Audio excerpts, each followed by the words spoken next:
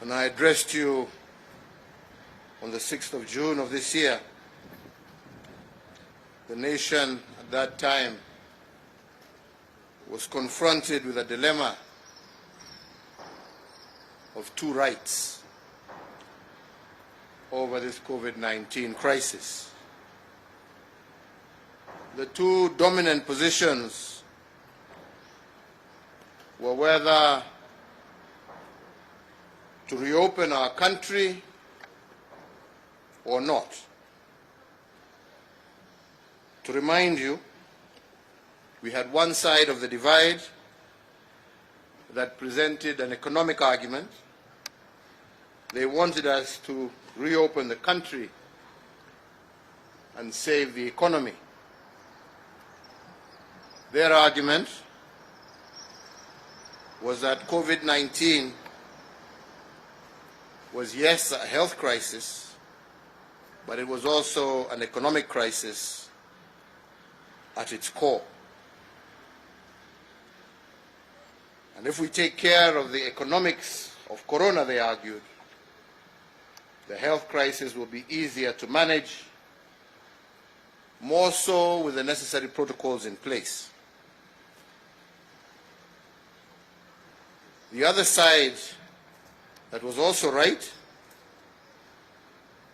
tabled a very compelling case against reopening the country on the 6th of June. And this was largely made up of medical scientists and researchers. And this group of experts argued at the time that the country was not ready. Their modeling pointed to a soaring crisis if we reopened without the necessary health protocols. And according to them, a series of irreducible minimums had to be met before we could consider easing the containment measures that were in place. Indeed, after much reflection, my administration opted for the health argument over the economic argument, more so because we can always revive an ailing economy, but we cannot bring to life those who may die from this pandemic. And with this, we chose the path which is we set out working with our partners to build on these irreducible minimums.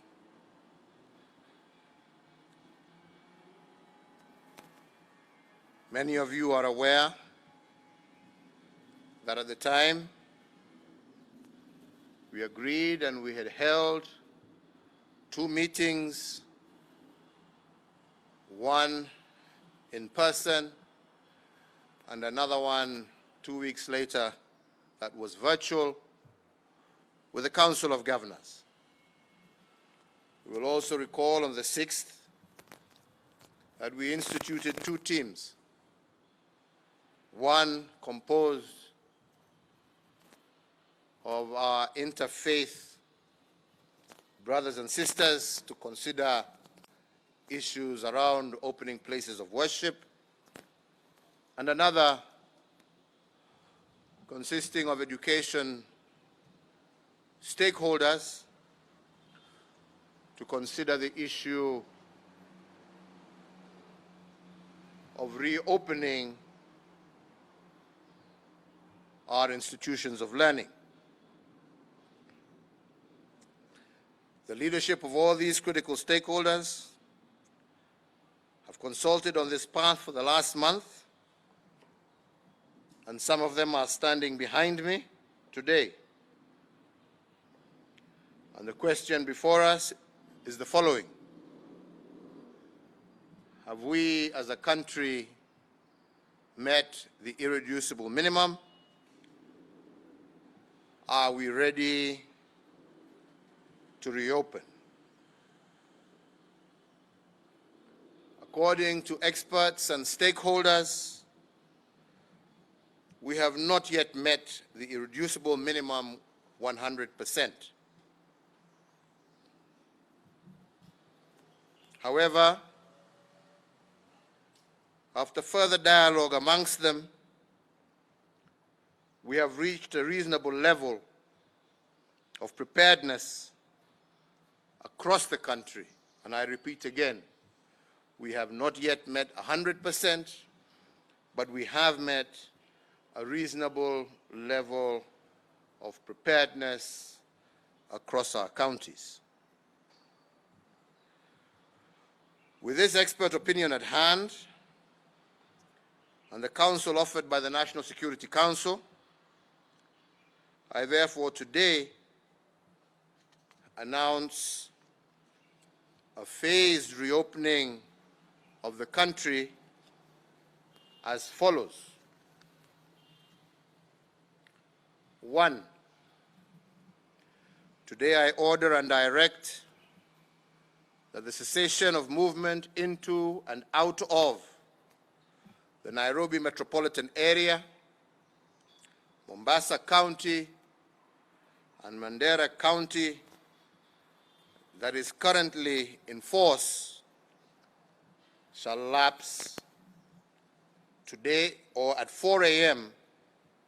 tomorrow, Tuesday, the 7th of July,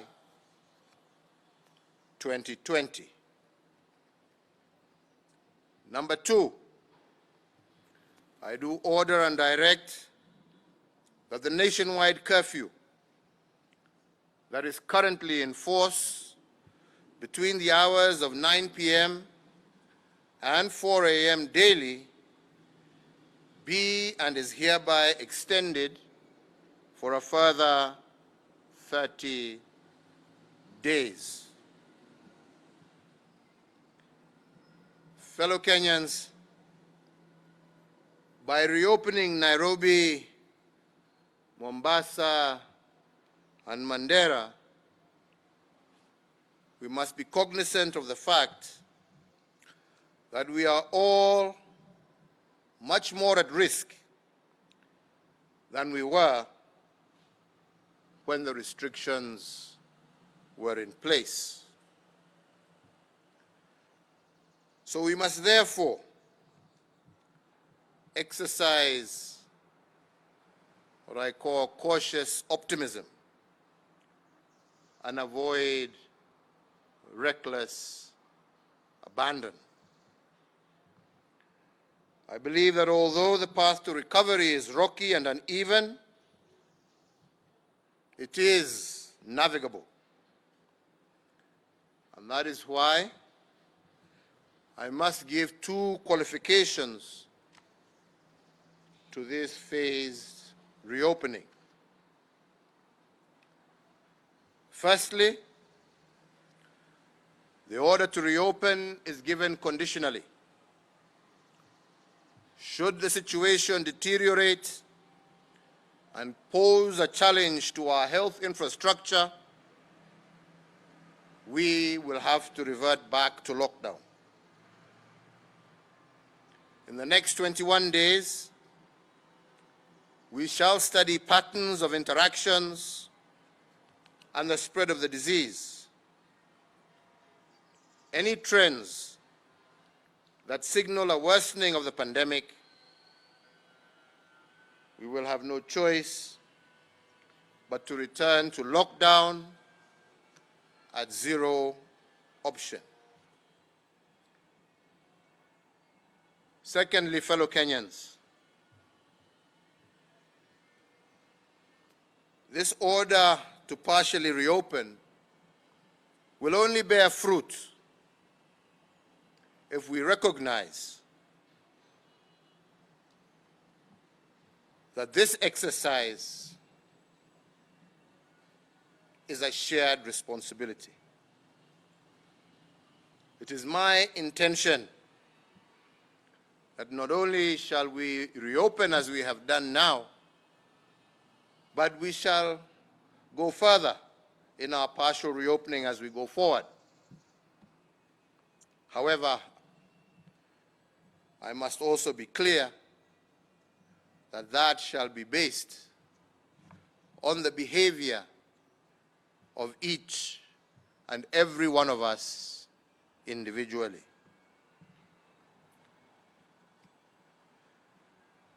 So therefore, fellow Kenyans, to reopen and to remain open, you must become your brother's keeper. You must become your sister's keeper. While the government will no doubt do its part to achieve this desired wish of remaining open, you, my fellow citizens, must also do what is expected of you personally in order for us to achieve it. This, therefore, is not just a call to reopen our country, but it is also a national call to civic responsibility. And on this, I must further add that civic responsibility is not a demand placed on self or on the individual by the state. It is not a demand that the state can enforce. It is therefore a duty that you individually owe your fellow countrymen for coexisting with them. It is a voluntary act of goodwill expressed to your neighbors in good times and in bad times. It is a civic duty to defend and protect yourself, your family, and the environment that nurtures you. My national call to you all, therefore, is to minimize unnecessary contact and movement. I encourage all Kenyans to consider delaying non-essential up-country travel. But again, that is voluntary. And I encourage you to exercise extreme caution and fidelity to the correct usage of face masks, hand washing, sanitizing, physical and social distancing, and also your individual concern for the health, especially of the elderly and those who have immune-depressed systems, people who are much more susceptible to get a serious case of COVID-19. And you must always remember that there can be no unbearable responsibilities in the face of a crisis as we are in. Going further, and again with the advice of the National Security Council and the National Emergency Response Committee on the coronavirus pandemic, I also further order and direct the following phase measures. That places of worship will commence phased reopening for congregational worship and public, that is, individuals can attend worship, in strict conformity with all applicable guidelines and protocols, including the self-regulating guidelines that have been developed by our friends of the Interfaith Council, protocols and guidelines that I have received from them today. And to mention but a few,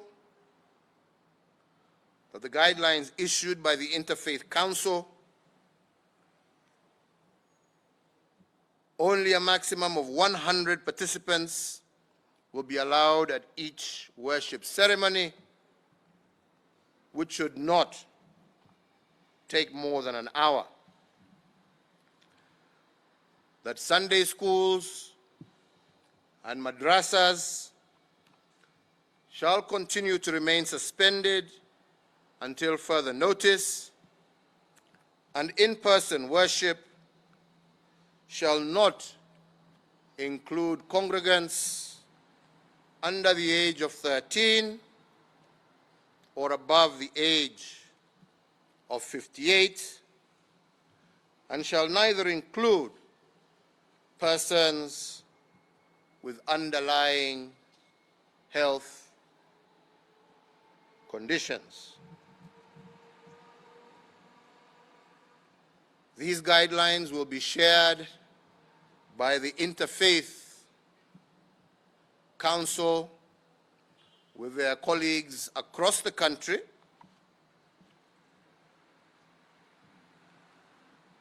and we have said that we need for our places of worship to open in a period that does not exceed 3 weeks after they have had the opportunity to fully engage with their colleagues across the country. Number 4, that following consultations with stakeholders in the education sector and cognizant of the surge in the rate of infections across the country, the Ministry of Education shall jointly, with all the stakeholders in the sector, today, but no later than tomorrow, notify the public on the resumption of the 2020 academic calendar for basic education as well as tertiary institutions.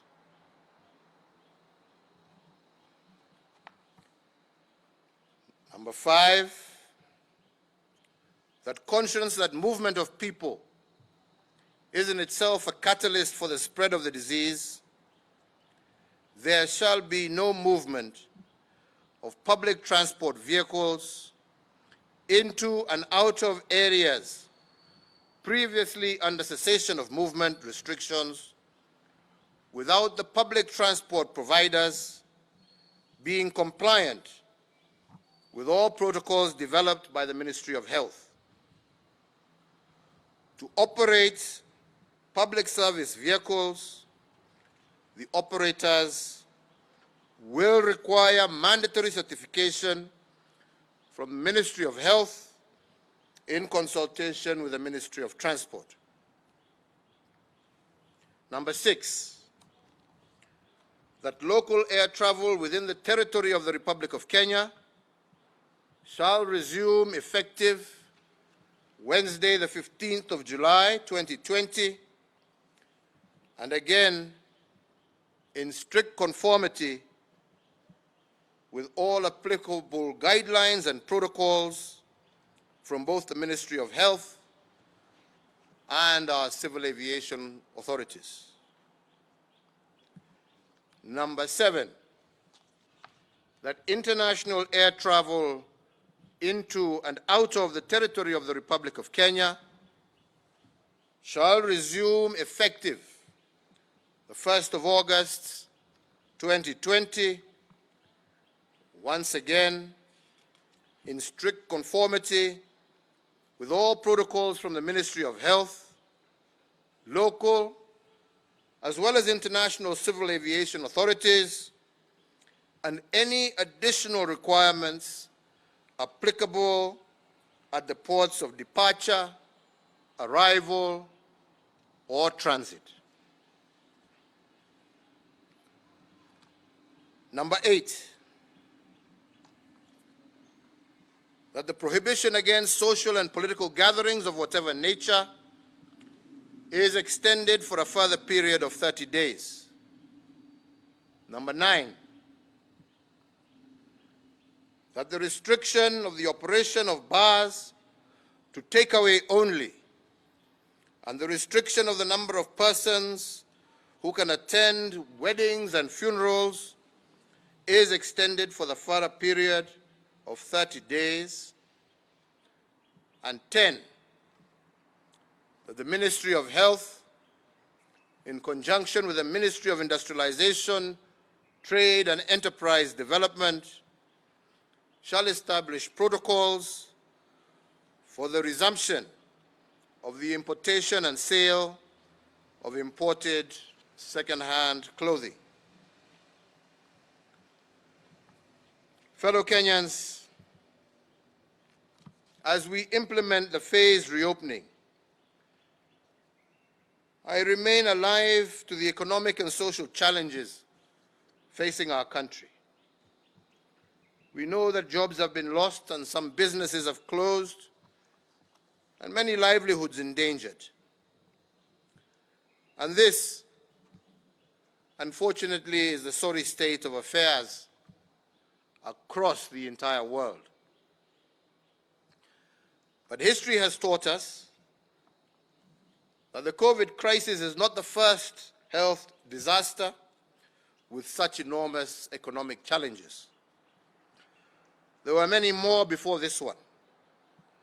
However, we must all be cognizant that those who overcame previous disasters and finished on top did so by first changing their mindsets. Put differently, it is not enough for the government to pump resources into the economy using stimulus instruments, as we have been doing. Such efforts will undoubtedly go to waste if people do not co-create solutions with the government. Those who overcame previous disasters in history did so because they acted as one. The people and their government entered into a joint venture in order to conquer the challenges that they had. This therefore means that for us to revive the economy, reopen and remain open, the government and all citizens must pull together. Today, fellow Kenyans, I've invited you to exercise civic responsibility towards each other. But I do not want you to exercise this responsibility in the fight only against COVID-19. I want you also to have a shared responsibility with government in reviving our economy. And for us to do this, we must first, as I said before, change our national mindset. We have the opportunity to stitch a new national mindset and chart the future that is ahead of us. On June the 1st, Madaraka Day, I set the stage for the change in mindset. And I challenged all of us to reimagine Kenya the way our founding fathers imagined a nation from nothing. And today, we have a much younger population. And I challenge you and will support you to reimagine our economy, our business models as we reopen tomorrow. We must remember that the coronavirus is an invisible enemy. We cannot confront this enemy because we cannot see it. We can only evade it. And invading an invisible army and enemy calls for great imagination. Instead of doing business as usual, therefore, this is a moment that calls us to do business unusual. When we reopen, we cannot use the old maps to navigate the new lands created by this unfortunate moment. We must have the courage to let go of the old ways. We must, together, find new opportunities to face the challenges of tomorrow. Those who will change their mindset and embrace the new normal will be favored by destiny. And I once again particularly encourage our young people to take up this challenge of reimagining our business models, and in this, I promise you my support. We may not have all the capital we need, but the currency of this moment is ideas. And young Kenyans are a flora of ideas.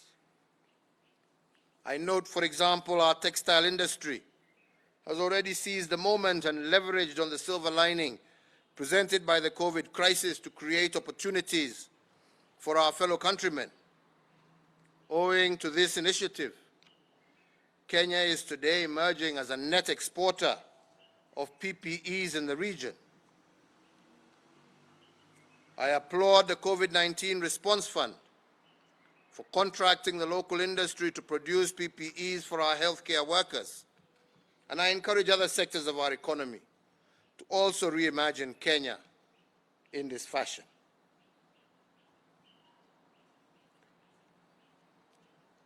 Turning to another problem, which will be my last point, I want us also to reflect on issues that are occurring on our social front. I am indeed concerned by the increased tensions within our homes. Cases of gender-based violence have increased, mental health issues worsened, and instances of teenage pregnancy have also escalated. I appeal to all our social institutions, including our religious institutions, to exercise civic responsibility to bring these unfortunate trends to an end. We must always remember that the family is a projection of the state. If the family is under attack, the state is under attack. If the family is weak, a nation is weak. So therefore, also to fortify our protection of the family as the foundation of the state, I also further direct and order the National Crime Research Center to probe 3 issues. First is the escalating cases of gender-based violence. The second is the worrying trend of cases where the girl child has been disempowered. And the third is the violation of children's rights. In that regard, the Center is further directed to prepare an advisory to the security agents on remedial action within 30 days from the date of today and initiate immediate prosecution of all violators. Finally, fellow citizens, and as a fact of history, a crisis always has 2 elements. The first is danger. The second is opportunity. Success is always given to the persons who exploit the opportunities but also manages to evade the danger. And to exploit the opportunities given to us as we reopen, our mindset must be that of makers of things.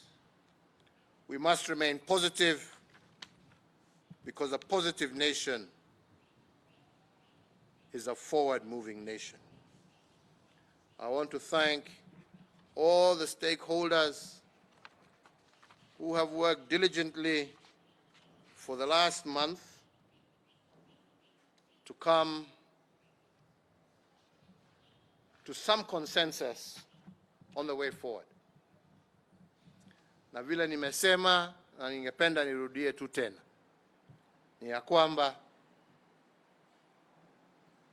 kulingana na mawazo na fikra zetu sisi wote, iwe ni serikali, iwe ni wakuu wa afya wa nchi yetu, iwe ni viongozi wa makanisa, iwe ni viongozi wa vyuo vyetu vya elimu, walimu na wazazi na wote, ni ya kwamba sasa na kutoka leo serikali itachukua jukumu lake. Hiyo hatutasita kufanya. Lakini kama tutafaulu kama nchi, tutafaulu kwa sababu kila mmoja wetu, mdogo ama mkubwa, mtoto hata mzee, mama ama baba, tutafaulu tukiwa kila mmoja wetu atachukua jukumu lake kibinafsi.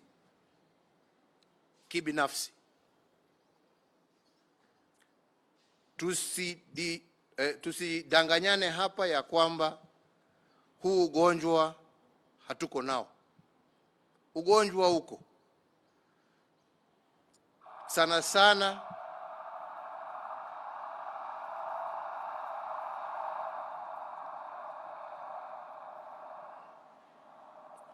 sana tuasikia watu wakisema, hii ugonjwa si ugonjwa wa kweli, kwa sababu mtu hajui, mtu sio kitu unaweza kushika ama kuona. Na wengi ambao wanaopata wanapona, ni kweli. Lakini nataka niwaambie ya kwamba pia idadi ambao wanapata huu ugonjwa na wamelazwa katika mahospitali mbali katika taifa letu, idadi yao pia yaendelea kupanda. Kwa hivyo jukumu lazima iwe ni ya kila mtu. Tukiongea na viongozi wa makanisa, viongozi wa misikiti, tumekubaliana ya kwamba hawa pia wako na jukumu. Tuwataka wananchi wetu, tukiwa nchi ambayo tunamcha Mungu, tunataka warudi makanisani, tunataka warudi misikitini, tunataka warudi kuomba na kuombea taifa lao, familia zao na hawa wenyewe pia. Lakini tumekubaliana ya kwamba jukumu itakuwa lao. Hatuwezi kuwa na askari kwa kila kanisa, hatuwezi kuwa na maofisa wa afya katika kila msikiti. Viongozi wetu wa kidini lazima wachukue jukumu la kuhakikisha ya kwamba hata tukiomba Mungu wetu, tutafanya hiyo kwa njia ambayo haitahatarisha maisha ya wenzako. Kwa wale ambao watachukua nafasi hii kurudi manyumbani, tuasema pia hiyo ni sawa, lakini ujue warudi kwa nyanya, kwa babu, warudi kwa wazee wenu, warudi kwa familia yako. Jukumu silo la serikali kama wewe utawapelekea huo ugonjwa. Na tunajua ya kwamba idadi ya wale wengi ambao wanaaga ni wale wazee. Sasa tumekupatia nafasi. Waweza utoke Nairobi, uende Nyeri, uende Kakamega, uende Machakos, uende pahali popote. Lakini ujue jukumu ni lako. Na ile shida ambayo itatokea, ujue wewe ndio umeipeleka. So mimi nawaomba Wakenya, vile tulikuja pamoja wakati wa jangwa la ukimwi na wakati maelfu na maelfu ya Wakenya waliaga kwa sababu ya ugonjwa wa ukimwi, mwishowe tuliweza kujisaidia kwa sababu kila mmoja alichukua jukumu lake. Hiyo ndio iliokoa maisha, sio serikali. Serikali yaweza tu ikueleze hatari ambayo iko mbele yako, lakini hawawezi kuwa kwa nyumba yako, hawawezi kuwa katika kila kanisa, hawawezi wawe katika kila msikiti, hawawezi wakuwe katika kila soko. Ni wewe na mimi. Ombi langu kwa Wakenya wapenzi wenzangu, tunataka kuendelea kufungua, tunataka maisha yetu irudi. Tuchukue hii nafasi ambaye serikali pamoja na viongozi wale ambao tuko nao hapa wametupatia, na tutende na tufanye yale ambaye yatatuwezesha sisi kama Wakenya kusonga mbele na kujiokoa kwa hii jangwa. Kwa hayo machache nirudie tena, asanteni sana kwa timu ya viongozi wa dini kiongozwa na Archbishop Muheria, kwa timu ambayo imefanya kazi upande wa elimu ikiongozwa na Profesa Makoha, na timu hizo zote mbili zitakuja mbele yenu kuambia matokeo ya mjadala ambao wamekuwa nao, na watupatie mwelekeo wa vile tutafungua makanisa na misikiti na mpangilio ambao tutafuata kuhakikisha watoto wetu wameweza kurudi kwa masomo yao, lakini kwa njia ambaye haitahatarisha maisha yao. Kwa hayo machache na mengi nasema Mungu awabariki, Mungu awalinde, and as we keep saying to each and every one of us, stay safe and recognize that the responsibility lies with you and me. God bless you all. Asanteni.